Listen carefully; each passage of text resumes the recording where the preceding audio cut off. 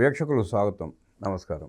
NDA చేస్తున్న అభివృద్ధి కార్యక్రమాల మీద, ఎన్డీఏ నాయకుల మీద, వైఎస్ఆర్ కాంగ్రెస్ పార్టీ చేస్తున్న ఫేక్ ప్రచారాల మీద, ఫేక్ వీడియోల మీద, ఫేక్ ట్వీట్ల మీద చంద్రబాబు నాయుడు గారు సీరియస్ అవుతూ కఠినంగా అణిచివేస్తామని కేసులు పెడతామని హెచ్చరించిన నేపథ్యంలో వాళ్ళు చేస్తున్న ఫేక్ ప్రచారాలు ఏంటి, వాళ్ళు చేస్తున్న ఫేక్ వీడియోలు ఏంటి తెలుసుకునే ప్రయత్నం చేద్దాం. విశ్లేషించడానికి మనతో పాటు జనసేన పార్టీ అధికార ప్రతినిధి కూసుంపూడి శ్రీనివాసరావు ఉన్నారు. వారిని అడిగి మరిన్ని విశేషాలు తెలుసుకునే ప్రయత్నం చేద్దాం.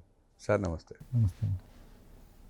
నిన్న మంత్రివర్గం సమావేశం అనంతరం చంద్రబాబు నాయుడు గారు మాట్లాడుతూ ఎన్డీఏ నాయకుల మీద, ప్రభుత్వం చేస్తున్న అభివృద్ధి కార్యక్రమాల మీద విషం చెంబుతూ ఫేక్ వార్తలను ప్రసారం చేస్తున్న YSR Congress party Paytm batch మీద, నాయకుల మీద కఠినమైన చర్యలు తీసుకుంటాం, కేసులు పెడతామన్నారు. దాని గురించి చట్టం కూడా చేసే ప్రయత్నం చేస్తున్నట్టున్నారు. వాళ్ళు చేస్తున్న ఫేక్ ప్రచారాలు ఏంటి, వాస్తవాలు ఏంటి, ఎట్లా విశ్లేషిస్తారు? రామబ్రహ్మ గారు, ఇప్పటికే లేట్ అయిందండి. ఎందుకంటే గతంలో వివేకానంద రెడ్డి గారి హత్య జరిగినప్పుడే నారావారి రక్త చరిత్ర అని చెప్పేసి పెద్ద పెద్ద ఆర్టికల్ రాయడం కానీ మనం చూసాం.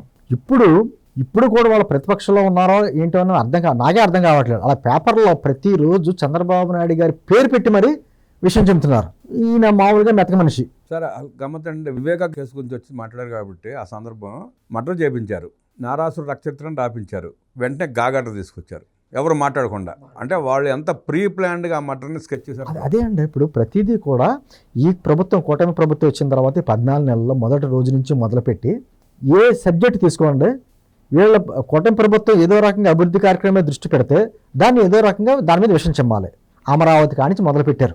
అమరావతి చిన్న వర్షం పడితే అమరావతి చుట్టూ తిరుగుతారు సాక్షి విలేకరులు. ఎక్కడ ఏ బురదలో నీళ్లు పడ్డా అది తీసి దాన్ని పెద్ద చేసి అమరావతి మునిగిపోయింది. గతంలోనేమో అదేమో ఎడారి అన్నారో, శ్మశానం అన్నారో, రకరకాల విమర్శలు చేశారు. ఎప్పుడు వర్షం వచ్చినా ఆ గొంతలో నీళ్ళు, పొలాల్లో నీరు నిలబడినా అమరావతి మునిగిపోతున్న రాజధాని అని చెప్పేసి రాయడం. పోలవరం విషయంలో గత 5 సంవత్సరాల్లో కనీసం 3% కూడా కంప్లీట్ చేయని వ్యక్తులు ఈరోజు శరవేగంగా అక్కడ పనులు జరుగుతుంటే దాని మీద కూడా విషయం చెబుతూ వాళ్ళు రకరకాల కామెంట్లు. తర్వాత ఈ ప్రభుత్వం వచ్చిన తర్వాత మొదటి నెలలోనే రామబ్రహ్మ గారు రాష్ట్రంలో శాంతి భద్రతలు లేవు, ప్రతిపక్షాల మీదేమో దాడులు చేస్తున్నారు, హత్యలు చేస్తున్నారు, ఆత్మహత్యలు ఇన్ని జరుగుతున్నాయి అని చెప్పేసి ఢిల్లీలో ధర్నా చేశారు. అసలు ఎక్కడ జరిగినాయి అని చెప్పేసి మాకు రిపోర్ట్, మీ దగ్గర ఏమైనా రిపోర్ట్ ఉందా ఇవ్వండి అంటే సమాధానం చెప్పరు. అంటే అక్కడి నుంచి మొదలుపెట్టి ప్రతి విషయంలో కూడా ఆఖరికి మొన్న ఏదైతే కుప్పం వాటర్ వచ్చిందో అక్కడ వరకు కూడా కుప్పంలో నీళ్లు తీసుకొచ్చి, హంద్రీనేవాళ్ళ నీళ్లు తీసుకొచ్చి రాయలసీమ సస్యశ్యామలం చేయాలంటే ఒక మంచి కాన్సెప్ట్తో చంద్రబాబు నాయుడు గారు చేస్తే వీళ్ళేమో ఫేక్ అక్కడ సెట్టింగ్లు చేసిందేమో వాళ్ళు. మేమే ఇప్పుడు ఏమంటున్నారు తెలుసా పేపర్లో, జగన్మోహన్ రెడ్డి గారి ఘనత కుప్పానికి నీళ్లు రావడం. మరి దాన్ని నవ్వాలా ఏడాలా తెలియదు. ఎవరో పుట్టిన బిడ్డకి నువ్వు తండ్రి చెప్పుకుంటే కర్మ. కాకపోతే ఆయన పారించిన నీళ్ళకి చెప్తాం, అసలు ఆ నీళ్ళలోకి దిగి జలాభిషేకం చేశాడు. అదే అసలు ఆఖరికి ప్రకృతి విపత్తులు వచ్చినా కూడా, మన బుడమేరు వరద సంవత్సరం అయిందండి, అప్పుడు కూడా ఏదో రకంగా కొన్ని విపత్తుల టైంలో సార్ మీరు జాగ్రత్తగా గమనిస్తే టెర్రరిస్టులు కూడా ఎక్కడైనా ప్రమాదశాత్తు ప్రకృతి విపత్తులు జరుగుతుంటే ఏం చేయరండి వాళ్ళం. కానీ వీళ్ళకి అది కూడా అంతకంటే ప్రమాదం వెళ్ళాం. కనీసం ఆ వరద విపత్తు టైంలో కూడా ప్రజలకు సహాయం చేయడం పోగా ఏదో రకంగా బుడమేరు వరద కూడా చంద్రబాబు నాయుడు కదా. అప్పటి వరకు ఉన్న ప్రభుత్వం ఏంటి, ఏ ప్రభుత్వం వచ్చేప్పుడు 2 నెలలు అయింది, అయినా కూడా చంద్రబాబు నాయుడు గారే. గతంలో చంద్రబాబు నాయుడు గారు తప్పిదం వల్ల ఇప్పుడు బుడమేరు వరదలు అంటారు. గత 5 సంవత్సరాలు ఏం చేసావు? ఒకటి కాదు సార్, ఈరోజు పేపర్లో లోకేష్ గారు కూడా ట్వీట్ చేశారు, ఇలా ఉపాధ్యాయుల దినం, ఎక్కడో ఏదో రాష్ట్రంలో ఏదో టీచర్ చేసిన కార్యక్రమాన్ని ఇక్కడ ఆంధ్రప్రదేశ్లో జరిగింది అన్నట్టుగా ఒక ఫేక్ ఫోటోలు పెట్టి ప్రచారం చేయడం. నేను అంటుంది ఆల్రెడీ ప్రభుత్వం కమిటీ వేసిందండి.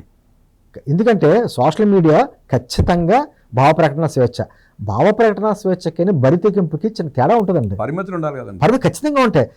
నా పోస్టు నా ఇష్టం అంటే కుదరదు, చాలా ఇబ్బందులు ఎదుర్కోవాలి. అంటే విమర్శ చేయడం తప్పులేదు, విమర్శ చేయండి, నేను విమర్శలకి మేము ఎదుర్కొంటాం.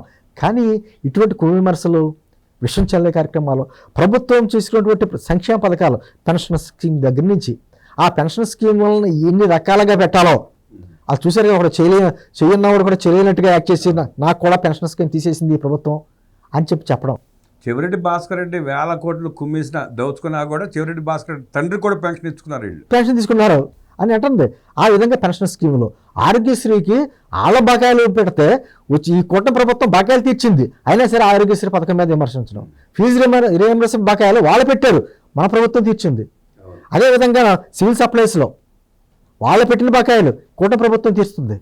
రైతులకి ఈ రోజున 24 గంటలు డబ్బులు పడుతున్నాయి, వాళ్ళు 6 నెలలు కూడా తిప్పించుకున్నారు. వీటి మీద కూడా విమర్శలు. అంటుంది సార్, రైతు భరోసా గతంలో పెట్టారు, ఇప్పుడు అన్నదాత సుఖీభవ. గతంలో నువ్వు హామీ ఇచ్చి ఏం చేసావు? ఈరోజు కూటమి ప్రభుత్వం ఎలా ఇస్తుంది? మాది బైబిల్, ఖురాన్, భగవద్గీత మా మేనిఫెస్టో అని చెప్పేసి అప్పట్లో రైతుల గురించి మాట్లాడు. ఏంటి టోల్ ట్యాక్స్ రద్దు చేస్తాను అదేదని ఎక్కడ రద్దు చేశాడు? ఒక్కటి అది అంటుంది. ప్రతి విషయంలోని వీళ్ళకి ఏంటంటే ఎప్పుడైతే తల్లికి వందనం సూపర్ సక్సెస్ అయిందో, గ్రామాల్లో మారుమూలకు వెళ్ళిందో, అక్కడి నుంచి వీళ్ళకి తట్టుకోలేకపోతున్నారు. స్త్రీ శక్తితో కోసాలు కదిలిపోయింది. వీళ్ళు చేయగలరా? వాళ్ళ ధైర్యం ఏంటంటే ఇక మనం మొత్తం ఉడిచేసి ఇచ్చాం, వీళ్ళ డబ్బులు లేవు, ఏం చేయగలరు అని ధైర్యం. చంద్రబాబు నాయుడు గారు ఏం చేయగలరు అని అనుభవం ఇక్కడ చెప్తుంది. ఇలా స్త్రీ శక్తి పథకం కావచ్చు, లేకపోతే అన్నదాత సుఖీభవ కావచ్చు, లేకపోతే తల్లికి వందనం కావచ్చు, ఏదైనా కూడా ఒక పక్కన సంపద సృష్టిస్తానే సంక్షేమ పథకాల ఇబ్బంది లేకుండా కార్యక్రమాలు చేసుకొస్తారు. నిజంగా నీకు ప్రజల పట్ల ప్రేమ ఉంటే ఆ పథకాల లోపాలుంటే చెప్పు, కానీ మొత్తం జరుగుతున్న వాటిని కూడా ఫేక్లు పెట్టి క్రియేట్ చేసి పోస్టులు పెడుతుంటే వాళ్ళ మీద ఖచ్చితంగా ఒక చట్టం తీసుకురావాలి, కఠినమైన చర్యలు తీసుకోవాలి. నేను చంద్రబాబు గారు ఇంకా ఆలస్యంగా మేలుకున్నానంటున్నాను. నేను అంటే సాక్షి మీద ఎప్పుడో కేసు వేయాలండి. డైరెక్ట్గా రాష్ట్ర ముఖ్యమంత్రి పేరు పెట్టి దొంగ అని, ద్రోహి అని రకరకాల కామెంట్లు చేస్తామంటే చూస్తా ఎలా ఊరుకుంటారు? ఎన్నాళ్ళ పరిస్థితుడు నిజంగా విమర్శకే వెల్కమ్.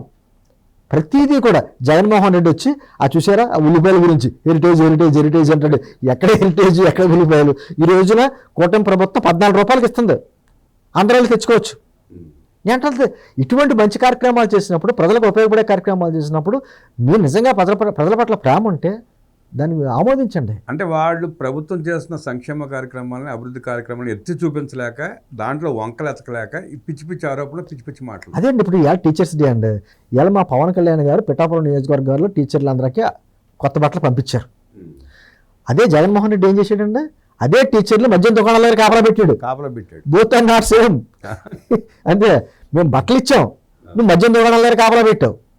నీకు టీచర్లు అంటే ఉన్న గౌరవం అది. మళ్ళీ ఈ రోజున ఏమంటారో ఉపాధ్యాయ శుభాకాంక్షలు అని మళ్ళీ జగన్మోహన్ రెడ్డి గారి ట్వీట్లు, విలువల గురించి, విశ్వసనీయత గురించి.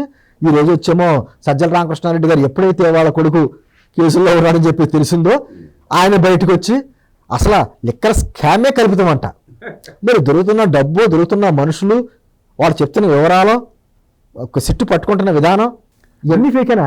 లిక్కర్ స్కామ్ ఫేక్ అన్నప్పుడు సుప్రీంకోర్టు దాకా వెళ్ళిన బెయిల్ ఎందుకు రాలన్న సంగతి కూడా చెప్పాలి కదా. అంటే అతనికి ఒక మైండ్ అంటారు చూసారా, మతి భ్రమించింది. ఇప్పుడు ఖచ్చితంగా ఆ కొడుకు కూడా ఎప్పుడైతే బయటకు వచ్చాడో, మొన్నటిదాకా ఏంటి సజ్జల భార్గవరెడ్డి కేవలం సోషల్ మీడియాకి ఏదో సంబంధించిన వ్యక్తి ఫేక్ పెడుతున్నాడు అనుకుంటాం. అతను కూడా లిక్కర్ స్కామ్లో. ఇప్పుడు సుగాల ప్రీతి విషయం అండి, న్యాయం చేసింది ఎవరో? న్యాయం చేయడానికి ప్రయత్నం చేస్తుంది ఇప్పటికీ. ఈ రోజుకి కూటమి ప్రభుత్వం ఏదో రకంగా న్యాయం చేయాలని చెప్పి సిబిఐకి ఇచ్చింది. నువ్వు చేసింది ఏంటి? కనీసం సిబిఐకి లెటర్ రాసి వదిలేసావు అంతే. కేసు నేరుగా వచ్చింది కదా, నేరుగా వచ్చింది. తారుమారు చేసింది మీకు నీ హయాంలో. మళ్ళీ వచ్చి సమర్థించుకుంటా ఆవిడ వెనకాల పెట్టి, ఆవిడ భుజం మీద తుపాకీ పెట్టి ఆవిడని కూడా ఒక పావులా వాడుకునేటువంటి ప్రయత్నం. అంటుంది సార్, ప్రజలు గమనిస్తున్నారు. అసలు నాకు తెలిసి భారతదేశంలో ఇటువంటి పార్టీ ఎక్కడా ఉండదేమో. రాజకీయంగా ఎన్నైనా చేసుకుంటే ఆ విమర్శ, కానీ ప్రపంచంలో కూడా ఎక్కడ ఉండదు. వైఎస్ఆర్ సిపి అంటేనే వైఎస్ఆర్ క్రిమినల్ పార్టీ. ఇలాంటి దుర్మార్గపు రాజకీయ నాయకుడు ప్రపంచంలో లేడు, ఇలాంటి ఆర్థిక నేరస్తుడు కూడా ప్రపంచంలో లేరు. అన్ని ఫేకు, ఇలా బతికే ఫేకు. జగన్మోహన్ ఎవరో చెప్తారండి, మన కడప జిల్లాకు సంబంధించినటువంటి నాయకులు తులసిరెడ్డి గారు లాంటి వాళ్ళు అంటూ ఉంటారు, అసలు అతను మాకు రెడ్డే కాదు అంటారు. ఆ కులం కూడా ఫేకు, పెట్టే పోస్టులు ఫేకు, మాట్లాడే మాటలు ఫేకు, నీ పార్టీయే ఫేకు. మరి ఇంకేంటండి? ఇంకా మరి వీళ్ళు వచ్చి విలువలు, విశ్వసనీయత, ప్రజాస్వామ్యం, రాజ్యాంగం, పెద్ద పెద్ద మాటలు. ఆ మాటలకు అర్థాలు తెలుసా జగన్మోహన్ రెడ్డికి? అసలు ఎప్పుడైనా ఆ మాటలకి విగ్గట్టుగా పాలన చేసావా? ఈ రోజు అంటే నిన్న ఒక కమిటీ వేశారు, మంత్రులు కమిటీ వేశారు చంద్రబాబు నాయుడు గారు. ఇమ్మీడియట్గా యాక్షన్ తీసుకోవాలి. అంటే యాక్షన్ తీసుకోవడం అంటే ఎవరో ప్రజా గొంతు నొక్కమని కాదు, వాస్తవాలు చెప్పేవాళ్ళు ఎలాగే చెప్తారు. కానీ వాస్తవాలు చెప్పే రూపేణా, భావ ప్రకటన స్వేచ్ఛ రూపేణా మీ ఇష్టం వచ్చినట్టు తప్పుడు వార్తలు రాస్తే మాత్రం, ప్రజల్లో విద్వేషాలు రగిల్చేలాగా, అనుమానాలు వచ్చేలాగా మాత్రం పోస్టులు పెట్టినా, లేకపోతే ప్రసారాలు చేసినా, డిబేట్లు పెట్టినా వాళ్ళందరి మీద కూడా ఖచ్చితంగా తాట తీయాలండి. నిర్మోహమాటంగా కఠినమైన చర్యలు తీసుకుంటే చూడండి, మన అమరావతికి సంబంధించి ఆయన ఏదో మాట్లాడేసాడట, ఈయన ఏదో నవ్వేసాడట. నేనేదో కూర్చున్నాను మాట, ఇప్పుడు నేనేదో పొరపాటు మాట్లాడానుకోండి, మీరు ఇమీడియట్గా కట్ చేస్తారు కదా. ఇప్పుడు శ్రీనివాస్ గారు, నా డిబేట్లో మీరు ఇటువంటి మాటలు మాట్లాడకూడదు, ఇలా మాట్లాడితే నేను పిలవను ఎప్పుడు అనే మాట మీరు అన్నారనుకోండి, రేపు పొద్దున మాట్లాడను నేను. మాట్లాడకపోగా ఇట్లో ఉన్నటువంటి వ్యక్తి ఆయనేమో సీనియర్ జర్నలిస్టు, మా గొంతు ప్రజాస్వామ్య గొంతు నొక్కుతున్నారు. ఎప్పుడైనా ఇటువంటి మాటలు జరిగినాయి, ఎక్కడైనా జరిగినాయా అంటే ఈ ప్రభుత్వం వచ్చిన వెంటనే 2430 అని వచ్చి బిల్లు తీసుకొచ్చి మీడియా గొంతు నొక్కింది ఎవరు? మరి ఆ రోజు ఏమైపోయింది జర్నలిజం? నిన్న మీరు గమనించారు లేదు, సాక్షిలో డిబేట్లో కూర్చోబెట్టి సుగాలి ప్రీతి గారి తల్లిని, ఆమె పక్కన ఆమె దగ్గర 2 లక్షల రూపాయలు తీసుకుని ఎగ్గొట్టి కేసు నీరుగార్చిన లాయర్ని ఇద్దరిని కూర్చోబెట్టి డిబేట్ పెట్టాడు. పాపం ఆమె ఎలా వల్ల పడిందో తెలియదు, కానీ ఏంటంటే న్యాయం చేసేవాళ్ళు ఎవరో అన్యాయం చేసేవాళ్ళు ఎవరో తెలుసుకోకుండా చేస్తే ఆవిడే అన్యాయం జరుగుద్ది. ఆ కుటుంబానికి న్యాయం జరగాలని ఇప్పటికీ మనం కోరుకుంటున్నాం. నిందితులకు శిక్ష పడాలి, ఆ కుటుంబానికి న్యాయం జరగాలి అనేది మనం కోరుకుంటున్నాం. వాళ్ళేమో వాళ్ళని రాజకీయంగా పావుగా ఉపయోగించుకుంటే వాళ్ళు చూస్తున్నారు. ఇంకా ఆవిడే ఆ పావుగా మారితే మనం ఏం చేయలేం. న్యాయం కోరడానికి, న్యాయం కోసం పోరాడడానికి చాలా దారులు ఉన్నాయండి. ఆ న్యాయం చేయలేని వ్యక్తుల దగ్గరికి వెళ్ళి సమాజానికి చీడపట్టిన లాంటి చీడ పురుగుల దగ్గరికి చేరితే సమాజం కూడా భ్రష్టపడిపోయి రావట్లా. ఇప్పుడు ఆవిడే కదండి నా దగ్గర 2 లక్షల రూపాయలు తీసుకుని నా ఫోన్ కూడా లిఫ్ట్ చేయట్లేదు అన్న వ్యక్తి గురించి పక్కన పెట్టి కూర్చుని డిబేట్లు పెట్టుకుంటే ఇంకా అర్థమే ఉంది. ఇప్పుడు ఆవిడ అనుమానించవలసి వస్తుంది కొంచెం. అవును, ఇప్పుడు ఆవిడ నిజాయితీని కూడా అనుమానించవలసి వస్తుంది. నేను అంటుంది ఎవరు సాయం చేశారని మర్చిపోకూడదు కదా. నేను అంటుంది ఇదే సార్ రామబ్రహ్మ గారు, మొదటి నుంచి ఈ రోజున ప్రతిదీ కూటమి ప్రభుత్వం చేస్తున్నటువంటి అభివృద్ధి కార్యక్రమాలు చెప్తూ పాటు ఏదైతే వీళ్ళ ఫేక్ ప్రచారాలు చేస్తున్నారో వాటికి ఎక్కడికెక్కడ మనం ఖండించకపోతే అబద్ధం నిజమవుతుంది సార్. కొన్ని 10 సార్లు చెప్తే అదే అబద్ధం నిజమనుకుంటారు. ఈ రోజున రాష్ట్రంలో ఉన్నటువంటి ప్రజాప్రతినిధులు కావచ్చు, వాళ్ళందరూ కూడా ఎక్కడికెక్కడ ఇప్పుడు తిరుపతి దేవస్థానం మీద నోటికి వచ్చినట్టు మాట్లాడాడండి. ఇమ్మీడియట్గా చైర్మన్ గారు బిఆర్ నాయుడు గారు వచ్చి ఖండించడంతో నోరు మూసారు. మళ్ళీ ఎక్కడ డైవర్ట్ చేసి ఐఏఎస్ శ్రీలక్ష్మి గారి బట్టల గురించో విద్యుల గురించో మాట్లాడతాం మొదలెట్టారు. ఏంటంటే ఆ విధంగా ఖండించకపోతే మాత్రం ఖచ్చితంగా అతి మంచితనం కూడా చేతకాంతనం అవద్దు సార్. ఖచ్చితంగా ఎక్కడో సార్ దీనికి పులి స్టాప్ పడాలి కాబట్టి కఠినమైన చర్యలు ఒకళ్ళిద్దరి మీద తీసుకున్నాం అనుకోండి, రేపు వద్దు రెండో వాడు ధైర్యం చేయలేడు. అటువంటి ఆచి తూచి ఒకసారి చెక్ చేసుకుని మళ్ళీ మాట్లాడతారు. అటువంటి పరిస్థితి రావాలని మాత్రం కోరుకుంటున్నాను సార్ నేను. విషప్రచారాల మీద, దుష్ప్రచారాల మీద, ఫేక్ వీడియోల మీద కఠినమైన చర్యలు తీసుకోకపోతే సమాజానికి ఇబ్బంది కలిగే పరిస్థితి వస్తుందని, సమాజాన్ని వాళ్ళు నాశనమైంది కాక సమాజాన్ని కూడా భ్రష్టు పెట్టే ప్రయత్నం చేస్తున్న వైఎస్ఆర్ కాంగ్రెస్ పార్టీ నాయకుల్ని, పేటీఎం బ్యాచ్ని కట్టడి చేసి అరెస్ట్ చేయాల్సిన అవసరం ఎంతైనా ఉందంటూ విశ్లేషించిన కూటమి ప్రభుత్వం, జగన్మోహన్ రెడ్డి పాలన బోత్ ఆర్ నాట్ సేమ్ అంటూ విశ్లేషించిన కూసుంపూడి గారికి ధన్యవాదాలు తెలియజేస్తూ నమస్కారం.